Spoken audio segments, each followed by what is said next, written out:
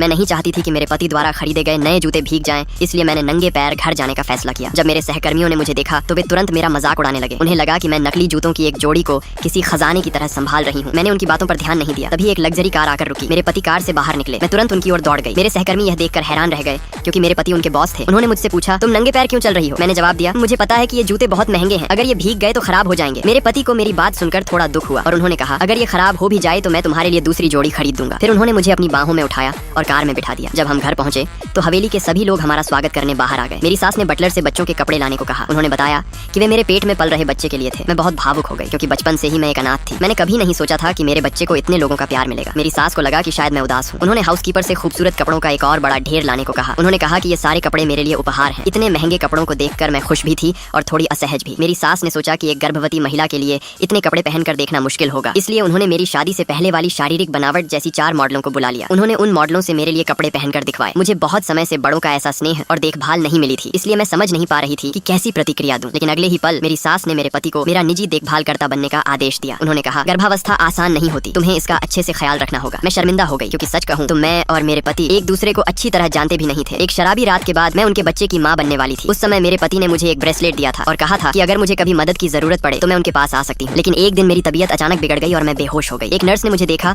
और तुरंत operation theatre में पहुंचाया। मेरे पास मौजूद डॉक्टर मेरे पति के बड़े भाई थे। उन्होंने मेरी कलाई में वह ब्रेसलेट देखा और मुझे पहचान लिया, इसलिए उन्होंने तुरंत मेरे पति को खबर दी। जैसे ही उन्हें पता चला कि मैं गर्भवती हूँ, वे तुरंत मुझे ढूंढने के लिए अस्पताल पहुंच गए। लेकिन मेरी सर्जरी खत्म होते ही मेरे चाचा मुझ पर चिल्लाने लगे। उन्होंने मेरे इलाज का खर्च उठाने से साफ इनकार कर दिया और मुझे जबरदस्ती घर ले जाने की कोशिश करने लगे। मैंने किसी तरह खुद को छुड़ाया और उन्हें वह ब्रेसलेट दिखाया। मैंने कहा कि इस ब्रेसलेट का मालिक मेरे सारे मेडिकल खर्चों का भुगतान करेगा, लेकिन मेरे चाचा को लगा कि मैं सिर्फ समय बर्बाद कर रही हूँ। उन्होंने ब्रेसलेट को जमीन पर फेंक दिया और मुझे जबरदस्ती ले जाने की कोशिश करने लगे। उसी समय मेरे पति वहाँ पहुंच गए। उन्होंने तुरंत मेरे चाचा को धक्का देकर मुझसे दूर कर दिया। मैं बहुत डर गई थी। मैं बहुत डर गई थी। मैं बहुत डर गई थी। मैं बहुत डर गई थी। मैं बहुत डर गई थी। मैं बहुत डर